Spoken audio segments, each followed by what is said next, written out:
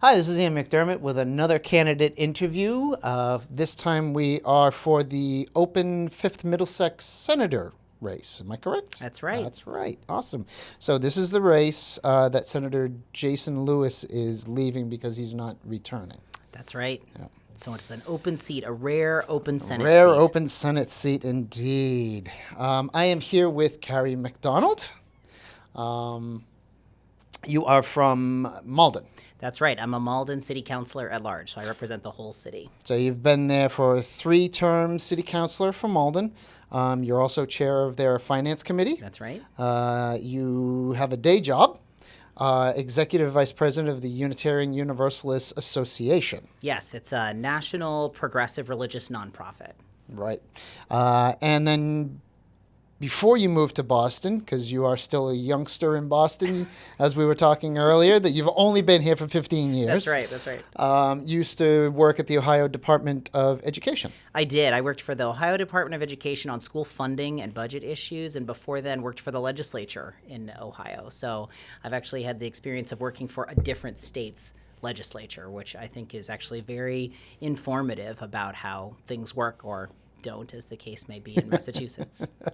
Exactly. Awesome. So for now, I'm just going to ask you to tell me your story and how you ended up sitting here. Well, after finding the studio, because there's so much wonderful construction happening here. Yes, there is. I will say that this race comes at a time when it feels like just so much is at stake for our communities, for our economy, for our state. It's obviously an important time, and anybody who reads the news feels the strain and the pressure of that with what's happening in our country. But I think even more than that, the communities in the 5th Middlesex District, Malden, Melrose, Stoneham, Wakefield, Reading, and Winchester, have for generations been this corridor of opportunity. People have moved here to build lives, to raise families, and right now it feels like that might be, or maybe even already has, slipped away. It is so much harder to buy a house. It's harder to make it through college. It's harder to hold down a job if you can't get around. There are so many ways. Gosh, it's so hard to afford childcare. There's so many ways in which it just seems like the deck is stacked against us. Yeah. And that's without even recognizing how much Massachusetts is and the target of the federal administration. So when this open state Senate seat came around, I'm not somebody who's always wanted to be a state senator, but it seemed absolutely essential that we have someone who will be a fighter for progressive values and for what's most important in our communities, who knows how to get things done, and who can really tackle the urgent problems that we face, that we have not had the kind of help and support from Beacon Hill that we really need. Yeah. So I can tell you the thing that really tipped it for me was that Malden, like nearly every other community in the district, is facing a budget shortfall. Yes, right? I heard about this recently. We used to have a gentleman who worked here who's a lifelong Malden resident. Yeah. He just actually moved to a new job at a very nice company up in New Hampshire. Oh, wonderful. But he's very much at home in Malden, and I hear about all of that stuff that has gone on. Right. So we had to go to the voters and ask for an override to bridge that gap. Yeah. And you know, that was a tough campaign, but it was not just a Malden problem. Melrose, Stoneham, Winchester have all been to the ballot in the last year, also Medford, and Reading just last week voted. I was going to say, yeah, I just saw that Reading had voted. Just voted to go to the ballot this November for an override.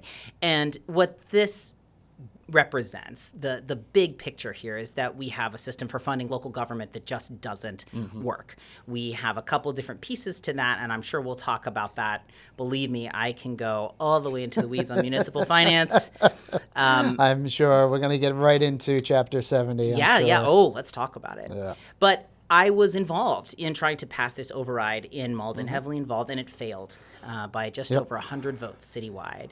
And so we then eliminated 30 positions. We laid people off. We had to grapple with that and really saw through that process how we don't have, again, the support from the state that we need. We don't have the solutions, and we don't have the urgency, even though this is what the Massachusetts Municipal Association has called a perfect storm happening for local city and town governments across the state. So seeing the need for that is a big part of what got me into this race. The other two priority areas that I focus a lot on are about cost of living, making life more affordable, and fighting back at the Trump administration, who is really targeting our states and our neighbors and our rights and our economy. So I'm sure we'll talk about all of those things.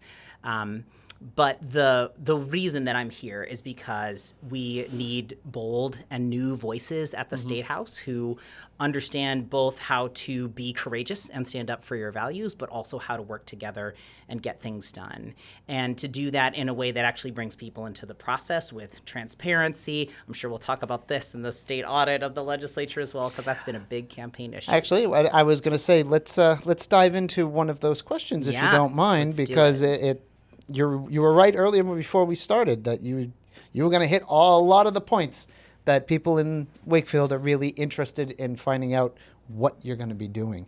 And we'll get right into the first one, which is, of course, the idea of corruption, corporate influence, and campaign finance. So, of course, money makes the world go round. Has your campaign accepted the APAC and other types of corporate funding? I have not accepted or been offered, frankly, any funding from APAC, and we have only when we have funding from businesses, it's from local businesses that are involved in the campaign. But no, we're much more of a grassroots and progressive-driven campaign than that. Awesome. And how will you look to reduce that kind of influence in Massachusetts politics? Transparency and ethics reform as well. Yeah. So I think there's a whole series of things that we need to look at, right? And that starts with just the basics. Public records, open meetings. Massachusetts is the only state in the country where both the legislature and the governor are not subject to the public records and open meetings laws, like we are in cities and towns, because as a city councilor, right, we deal with this all the time. It's important for democracy. And so that shapes the way that things work and how hard or easy it can be to get things done.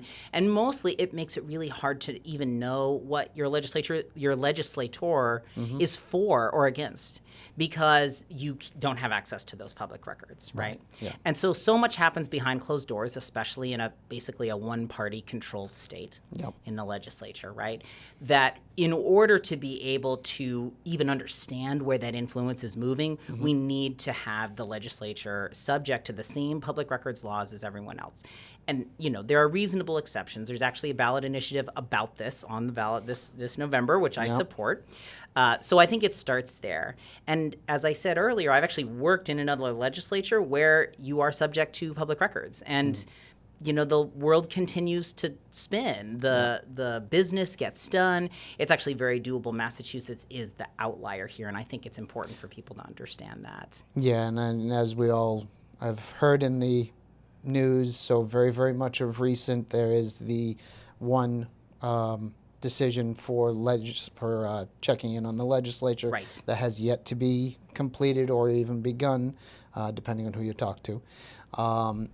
And people are really disenfranchised by that, because it's like, well, what's the point if what we've asked for is not going to happen? That's right. It's a time when we really need to be building trust in democracy. Yeah. And so I do support the audit of the state legislature. I voted for it. We just voted in the city council in Malden, as Melrose, in fact, did, and Reading, I think, also did a paper on this to support the audit, because that's what the voters supported. That's what democracy has produced. And so we have to follow the will of the voters here. I frankly think audits are helpful. I sit on my organization's audit committee. Just to be clear that we practice what we preach in Malden, we actually invited the state to come in and do more review of our own financial processes, like an additional audit above and beyond the financial piece that we always do, like the accounting level audit. So those things are really important for getting the public's trust in what's happening behind closed doors. I think if you're talking about money in politics, though, another really important reform that I support would be public funding of campaigns, which exists in other states. Yep. That is by far the best way to make it so that candidates don't need to spend as much time talking to wealthy donors and can talk Yep. to everyday voters Yep. whose support and influence is magnified often because these programs are often like matching. So small dollar donations get matched in a way that makes it possible to run a campaign. Yeah. So I would really support this. This actually, there was a measure to do this in the past, and the legislature fought it and didn't fund it. Yeah. And I have been chagrined to see that the legislature doesn't wholeheartedly support all of these kinds of measures towards transparency, vote to limit the audit, hedge here and there. And I really want to be a clear supporter of transparency and open government. Yeah, and that's one of the, I think, big things is that so many people are disenfranchised, as you say, Yes. With democracy and the direction of politics, with ongoing tensions in election integrity, for one thing, federal powers, political polarization, most specifically. How would you like to represent your district in standing up for better politics? In standing up for better politics, well, I want to first say that this is not the political moment we're not in is a kind of both sides situation. Yeah. What we have right now is an authoritarian federal government who is pretty naked in the political decisions they make to deny disaster relief aid, to terrorize communities and arrest our neighbors on the streets, regardless of their immigration status. Fighting back against the Trump administration to protect our people and our neighborhoods is a high priority for me. I've been clear about that. I've fought for it at the local level. This is actually where the separation of powers between states and the federal government is really important. And there are a lot of things that we need to do. Massachusetts is a better place than many to try to protect civil rights and make it possible to live here, regardless of who you are or your family. But we need to be doing everything we can. It's not enough to be better than some of the worst places right now. It's not enough to just be better than Texas. We need to make sure that we're doing everything we can. And I'll give you one example, which is that the legislature has passed an important bill called the PROTECT Act, which does some important things, including limiting where immigration enforcement can happen. So this is not about what your local police does. It's actually about these federal agents who come in. That's really important. That's actually something that I have worked on in my day job. I've actually sued the Trump administration about this very topic, where ICE can conduct operations. So that actually got expanded in the Senate version. The places they can't go: courthouses, schools, hospitals, et cetera. And we would include, I really think it's important to include faith communities in that as well. Okay. But we still have a contract with Immigration Customs Enforcement. The state of Massachusetts has a contract with ICE that the legislature left intact. And that is not, I don't think we should be helping ICE. I don't think that's our job. And we're the only blue state left with a contract like this. That would be something I would advocate to end. It's called the 287G agreement. So that's where, again, we could be fighting harder. We have to fight harder. There are years more of the Trump administration, and we need to do everything we can to protect our rights. We need to be taking those rights that we've taken for granted at the federal level and make sure that those are guaranteed in state law. We've done that with abortion. We should do it with collective bargaining rights. We should be doing it with protections for special education students, people with developmental disabilities, homelessness protections. Many of these are based on federal policy that is now being stripped away. Yeah. So again, everything we can do there. Yeah. I do want to respond to one other piece of your question, though. Yes. Because while I'm really clear about what I think we need to do in Massachusetts to protect our neighborhoods and our communities, I do also think it's important to practice a politics that uplifts people. Yeah. And so I really try to give folks the benefit of the doubt. I try to answer honest questions from people who are engaged in good faith. I really try to run a campaign on what I would want to do, what I would represent, rather than kind of trying to paint the whole system with one broad brush. So I just want to acknowledge that I think that kind of person-to-person human interaction, humanizing rather than otherizing people is really important, and I try to practice that in the way that I campaign. That is good to hear, because I think really no matter which side you're on, blue, red, that polarization, that pushing against instead of looking at the problem but only just barking out whatever your doctrine is just, it doesn't really do anything. No, and I'll tell you, you learn that in local politics for sure, because you may disagree at the council table, and then you go to a PTO event or you go to the grocery store, and there you run into the same people you disagree with. So Yep. I think there's no better training ground for that than being in local politics. Exactly. And I will say I've been really proud to get the support of other elected officials in Malden, kind of on different parts of the political spectrum, even though we don't agree all the time, because they know that I will fight for our community and I will work with them in all the ways that I can, even when we have to disagree sometimes. Yeah.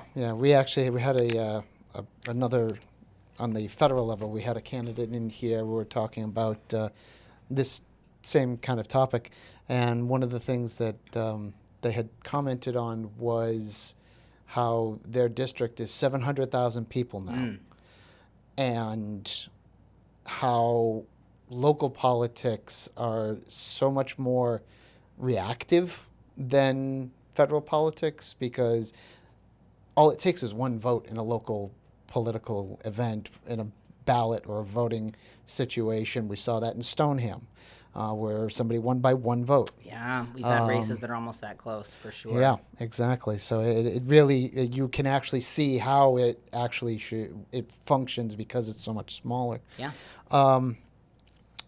So to that end, though, what I wanted to get into was some of the things that people in Wakefield have been really getting in on. And one of those, of course, and this is in every town now, is housing. It's the concerns of the population, where we've had the MBTA Communities Act enabled. Many towns, Wakefield included, had a really hard time with accepting this. Wakefield went back and forth with the state on this and eventually ended up with a plan that everybody accepted. I know there are other towns that have yet to do that. I think Middleton, and several others are still actively pursuing this in court. Plus, we've also had the ADU bill that just recently passed. And so the question for that the residents would probably want to hear about is, what is your plans on housing that will help to solve the problem? Because there's no easy solution. We all know that. But balance that housing shortage with protecting the character of these suburban towns. Yeah. Well, I think there's a couple different pieces embedded in there. So let me talk about, because one is about state partnership with cities and towns and that relationship. And one is about policy questions around zoning and housing itself. And then I think there's another piece about what's the impact of of whatever gets built or doesn't get built, right? So on the state and local partnership, I think the MBTA communities may have accomplished its goals, but it was tough in Malden too. It was complicated to comply with. I think it was not well done to make it easier for communities to say yes. I think it was the way it was rolled out. I think they learned a lot, and frankly, the ADU piece was a lot easier to deal with. It was just simpler, right? So I think that helps. One of the problems is where you create these friction points rather than being clear what's really most important.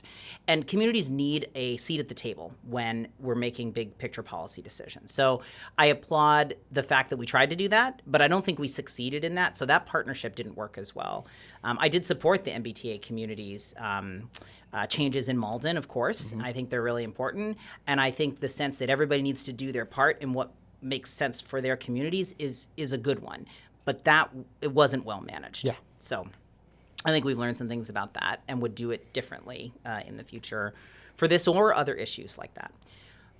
On housing policy itself, what I really come back to is that housing needs to be a basic human right. if you can't get stable housing, you can't do anything else in your life. You can't hold down a job. You can't get better if you're sick. If you're a kid, you can't go to school as easily or stay in school consistently. So housing is really, really important, and we know that people are being priced out of our communities right now. We know that people who want to stay can't stay because they can't find a place to live. That's families, it's working people, and that's driving up, by the way, the cost of everything else because you can't pay people enough to be able to stay, right? Yeah, I mean, I remember almost recently it used to be that if you just got out of college, your first apartment, you had flatmates. Right. But now it's the point where you've been out of school for 10 years and you still have to have roommates in order to be able to afford it. Right. So I think there's a lot of important policies there that some of them are some of them are easier to do and some of them take more time. I really support making it easier to build the kinds of housing that has generated wealth for a long time. So like 2 and 3 family houses. I think there's a lot of places where those already exist and can really match the character of the community. I think condo towers, all spread out through all our neighborhoods is not usually going to be the most effective way to build. Because it creates so many other complications and disruptions. So that's what I really support. But I also want to call out specifically the fact that what often has been created by the housing policy we tried to do is luxury condos, which is not the housing that we need. We need family housing. We need affordable housing for working people. And so we have to change our approach to actually generate more of that. Affordable housing, meaning so income restricted, needs support to get it built because you can't do it market rate, then it would be market rate housing. Exactly. So I'm really encouraged. There actually is this new federal bill that might create some more resources for that. I want to help our communities take advantage of that. But you need state funding. You need often local funding. And those pieces have to be put together. And I do think we should make it easier when you have a good affordable housing project that matches the zoning of the neighborhood. We should be making it as easy as possible to get those things passed because time is money when it comes to especially the nonprofit developers that care about our communities, that want to build the housing that we really need. We should make it easy for them and harder for the kinds of developers that are building the housing that we don't need. So that's permitting as well as like zoning and things like that. But I really am trying to pay attention to both of those things, the like how to build the more traditional kind of housing, 2 and 3 family, as well as the housing that really has the community support and to make it affordable. And in that track of talking about, what's keeping everybody from being able to give up and things, cost of living and taxes, of course, 2 things in the world that you'll never get away from is taxes and death. But property taxes, income taxes, excise taxes, energy bills, everyday costs, they all keep rising. Yes. Especially for our seniors. And Wakefield's population is aging. A lot of them want to age in place. So how do you think, what do you think you can do to prioritize for lower costs for people to have and maintain their housing as they age? Yeah, thank you for that. There's a lot of different ways that we can influence cost of living, right? To just talk about taxes for a minute, as I started by saying, we are dealing with this override problem across the state because we have a broken system for funding our local governments. Well, there's 3 big parts to that. One of them is the school funding formula, which I bet we'll get to talk about. We're going to talk about schools, but schools are the biggest part of any budget, right? So if you can't fund the schools, you can't do anything else. The second is, of course, Prop 2.5. And that has restricted the ability to raise property taxes, I think for some good reasons, but also needs to be modernized and needs some more flexibility. But part of what happened with Prop 2.5 when it was passed is we also offer unrestricted local aid. And this just helps fund basic government, and that also hasn't caught up with inflation. So if we can relieve some pressure on all of these things together and figure out how they fit together, unrestricted local aid doesn't even have a formula attached to it. It's just a little bit more every year, but not enough. And so being able to make sure that that is equitable, that we can fund our basic services year over year, is really important. So I think cleaning up that intersection of things will help. there are property tax exemptions or delays that cities and towns can opt into. And I don't know if Wakefield has done this, but these programs can be really helpful for seniors that age in place because the city can or the town can say, here's the income threshold we want to use. Yeah. And you basically reduce your tax bill and then pay that down at the point that you sell your property so that you don't have to get forced out because you can't pay the taxes, right? Yeah, I believe Wakefield does have some sort, and I remember hearing in a town council meeting they were discussing that. So I think there's something specifically for seniors. So making those things easy to opt into, creating options for communities, I think are really important on the taxes. But you got to think about how those pieces fit together. Is my point. Yeah. Yes, very much so. I will say, like in terms of the other cost of living items, some of those are specific to families, like childcare. I would love to make childcare a tax exempt use. A lot of childcare is run as a business. It's run out of your home. Yep. It's run as a center. And that's great. They're great local businesses, often run by women, often in our community run by immigrants as well. So we want to support those businesses, but they're dealing with the high costs that everyone else has, right? And so if we could make that a tax-exempt use, then we would actually reduce cost for daycare centers who are all licensed, and well, it's very easy to verify. Yeah, and I mean insurance costs are always a primary issue, and Massachusetts does have some of the highest insurance rates. You're exactly right about that.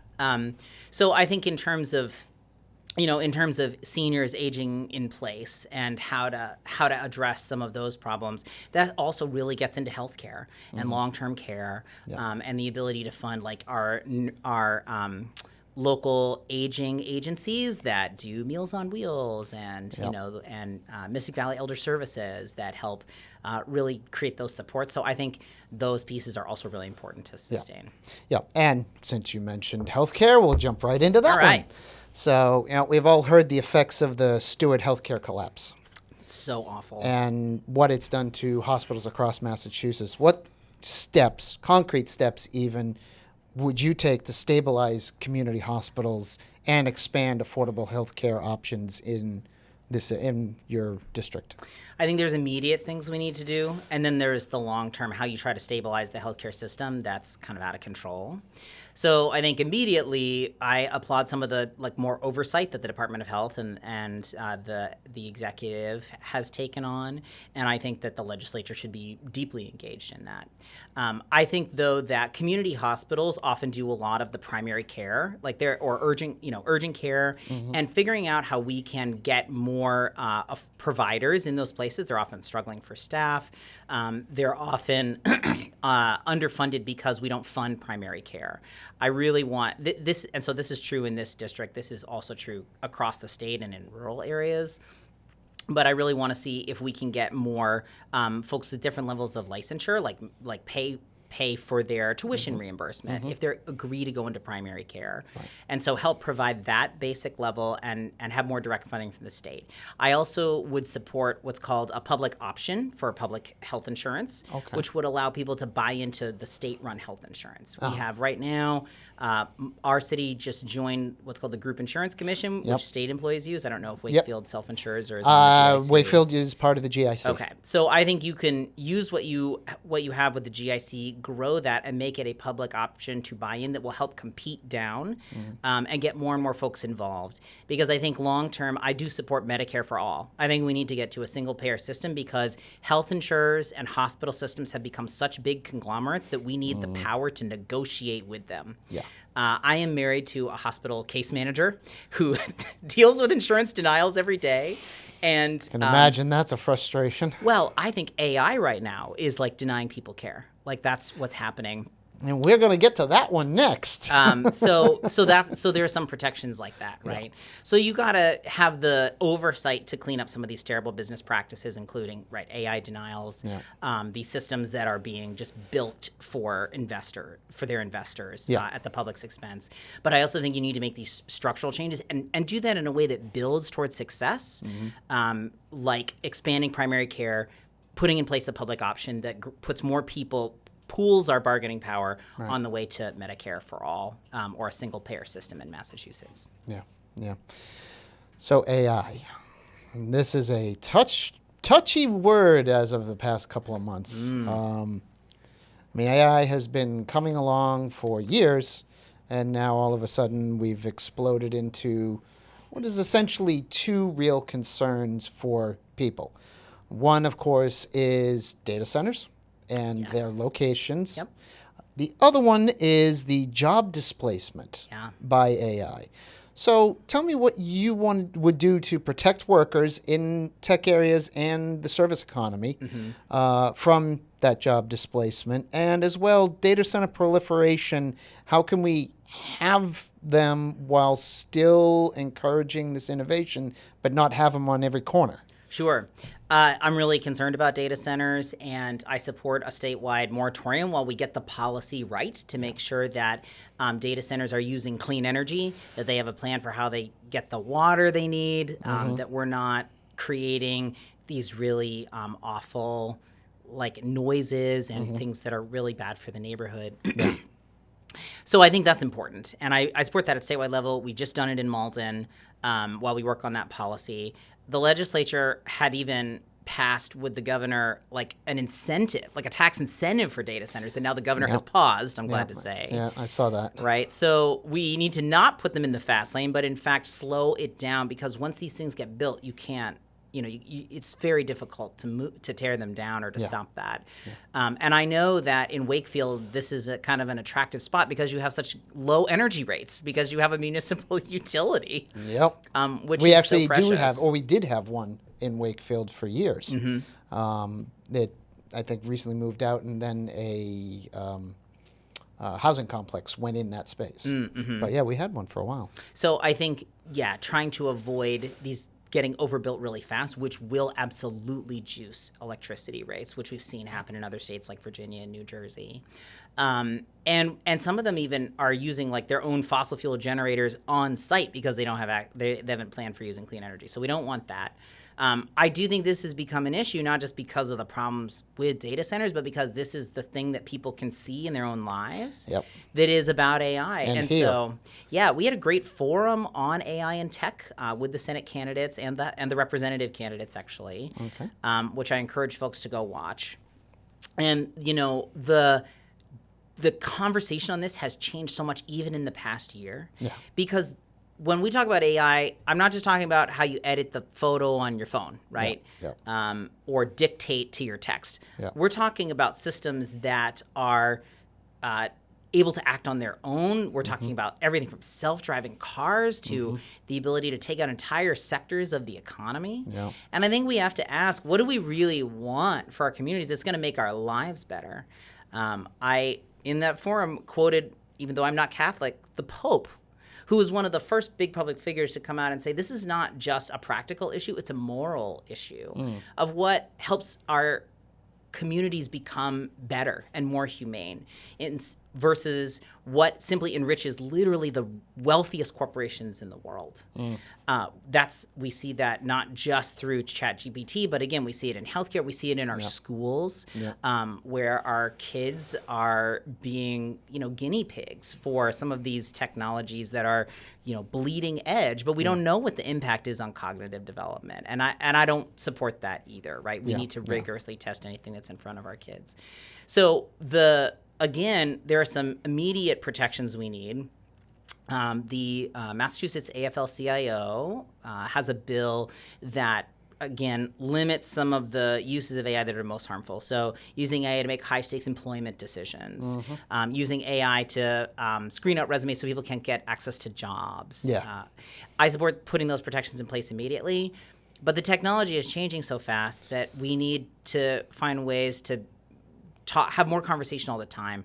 I would love to create a workers' AI advisory council that brings in folks from impacted industries, workers, organizations, unions, and gets people talking about what are the impacts here.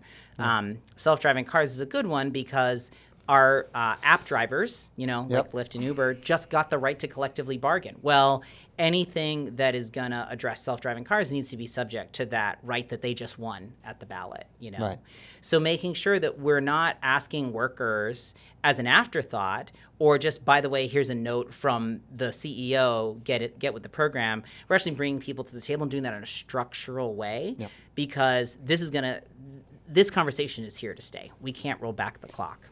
Nope, as much as I think a lot of people would hope that we could, that is definitely not something that's going to be able to be pulled back. That genie is firmly out of the bottle. It is, but I just want to be clear, the future is not set. Yeah. While we cannot go back in time, we also have a huge range of possible futures. And the ones that I want to see are ones that are really leaning into the strengths that make our communities great and that provide for thriving neighborhoods and schools and healthcare and all those things. I do think those things are possible. I think technology can be used to help us get there, just as it can also be used to prevent those things from happening, consolidating corporate power with the richest people in the world. Yeah. Of course, those data centers use electricity. Yes, they do. And as you mentioned, Wakefield is one of the few that does have a municipal electrical company. WMGLD does an amazing job, and they've been working on a number of initiatives. They just put right up the street from where we're sitting a new battery park. Yes, I've seen that. That's which is going to help the two amazing. new schools that are coming along. But we've also seen that as of August 1st, the electricity rates have gone up 17 cents. Yep. So in your position, we have some of the highest electricity rates in the country. That's right, in Massachusetts, yeah. What can we do to mitigate that? Yeah, this is an area where I've spent this is an area where I've spent a fair amount of time and is a big focus for me because I am also a huge climate advocate. And so clean energy is part of the, we need to make sure that clean energy is accessible for everybody in our community. That's the only way we can build a future that resists the changing of the climate, but also improves people's lives, right? And so in Malden, I helped start the community electricity program. It's called Malden Community Electricity.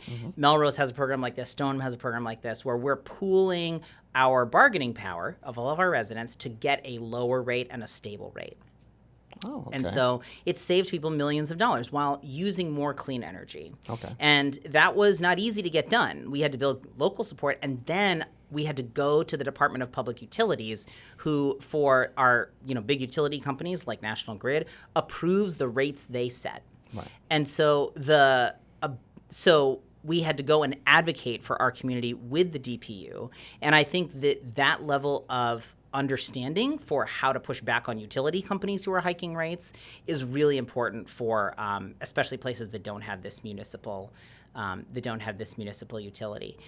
But the way to overall bring down the cost long term is more localized clean energy. Right now, remember, your bill is distribution and supply. And so when that supply has to be imported from way out of state because we're not creating enough, we don't have enough local solar panels or wind turbines, then that's raising the cost for everybody. There are places in the world right now, like Australia has built so many solar panels that they just turn off metering in the middle of the day because it's so cheap. And what that does is then incentivize people to charge up their battery packs, charge their EVs, their cars, or run their dishwasher then.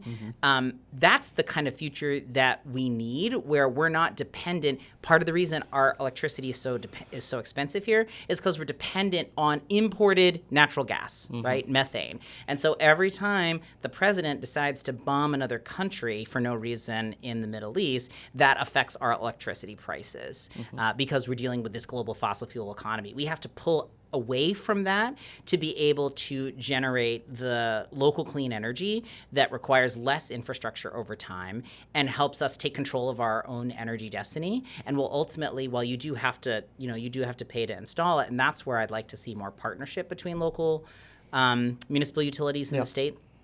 I think you've kind of been on your own about this in a different way than the big utility companies. If we can make those investments, then we have a much cheaper energy future on the other side of that. Yeah. Yeah, it definitely seems like a lot of the green tech sounds good, but the investment just isn't in the cards for a lot of people. Well, I think that it has been, and the federal tax credits under the Inflation Reduction Act under President Biden were really important. One of the things that we need to be careful about is that it takes a whole clean energy economy. Like green tech is not just one or two companies. You have to train the electricians. You have to, house the companies. You have to build up the whole ecosystem. And when we pull out incentives, it disrupts all of that and makes it harder to generate the savings over time.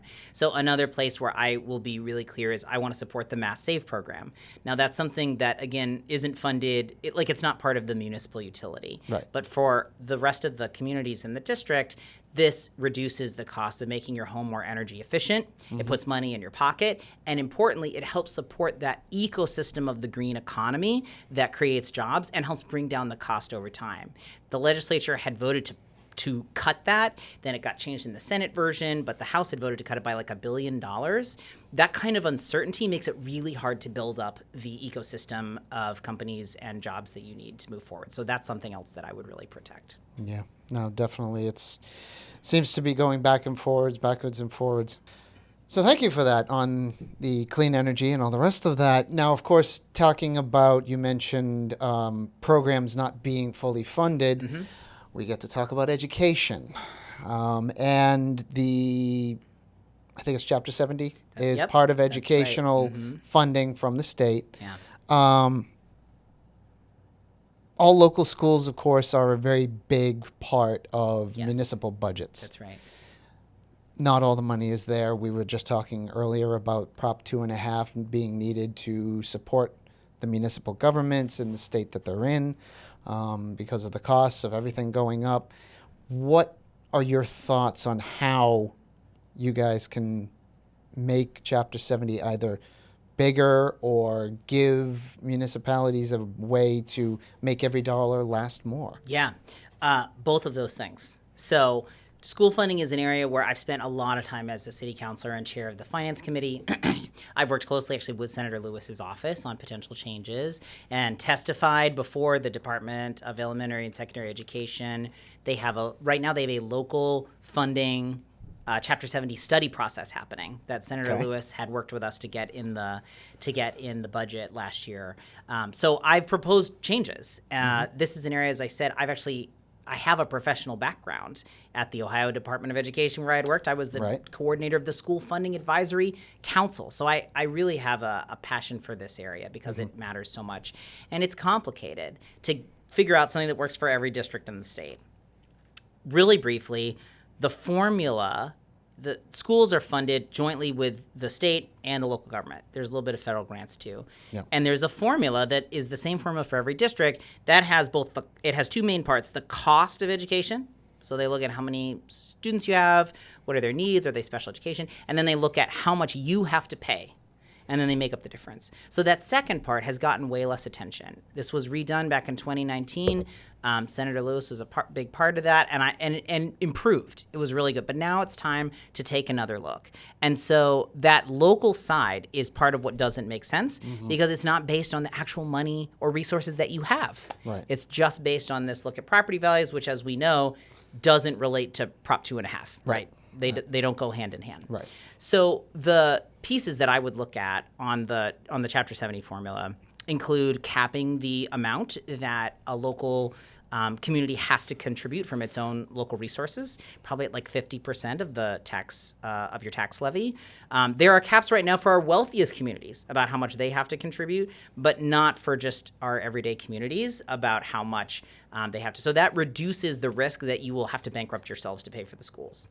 I think we need to get closer towards inflation increases. Almost every district, I think, school district in the 5th Middlesex is on state minimum aid this year, including Malden, which has benefited from the changes in the formula.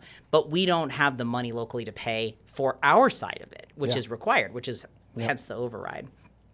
So we need to get closer to those inflation-based increases because we need to come closer to catching, minimum aid is like $75, they up to $150 per student. That's nowhere near Yeah. the amount that it costs to just maintain year over year.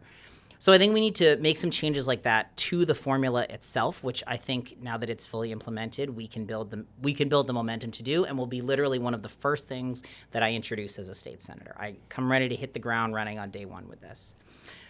There's also the how do we help school districts save money side of this. Okay. How do we help reduce costs? Right.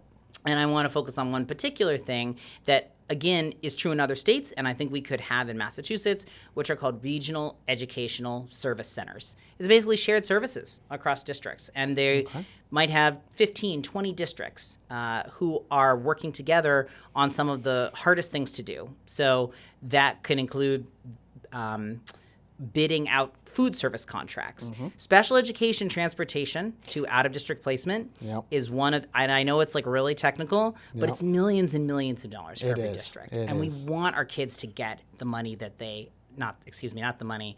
We don't want the money to get in the way of the services that our kids need, right? Yeah, absolutely. So if we had regional educational service centers, they could work together on those contracts instead of us bidding against each other as cities and towns, to the same few companies that then pick people up in each of those cities and towns and take them to the outer district school. So we could work together and save money on that. That would make a big difference.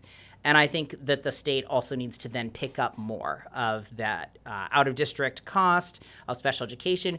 Do more special education services regionally. Again, not every district has to do all of it themselves. And be able to, just work together. I think it would more than pay for itself with a little bit of state support to get going. And these are very effective in other states. Professional development, busing routes. There's so many things that you can actually do better working together on that we could make that easier for school districts to collaborate on. Yeah, and I know the busing one is always a very difficult situation because it seems like you're always at the mercy because there's only really, 3 busing companies in all of Massachusetts? Right. I don't know if that's a correct number Maybe we or not, could, but you're talking about out-of-district transportation. Yeah. Yeah. So, and you're at the mercy of what their rates are because you can't go anywhere else. That's right. There's not going to be any other way of doing it, and it's not like the older times when each district could have 4 or 5 buses that would run the whole district internally. Right. So let's work together. So how do you fix that busing problem then? Well, I think you try to get people to want more to make another company, or? Yeah, honestly, I think it would be great if we ran a shared company through a regional educational service center that the districts actually owned and could work together on. At a minimum, you can bargain the rates down a little bit better. But right now, there's nothing between the state Department of Education and local districts, and that makes it really hard to coordinate in these regional ways that can save money. But yeah, I think it'd be great if we had regional shared transportation cooperatives. Maybe you could do some of your own shared special education placement in a way that was better served your students. So I think there's a lot to be gained if we can help move in this direction. So that's something I would love to support. Yeah. Speaking of buses and transportation, we also have commuting and the MBTA and the roads. Just yesterday, I was trying to drive in to the station here, and it took me almost 45 minutes from my house to get here. Oh my gosh. And it's not a long distance. There's obviously growing transportation needs. What would you look to do to deal with the MBTA commuter rail 93 into Boston, 128?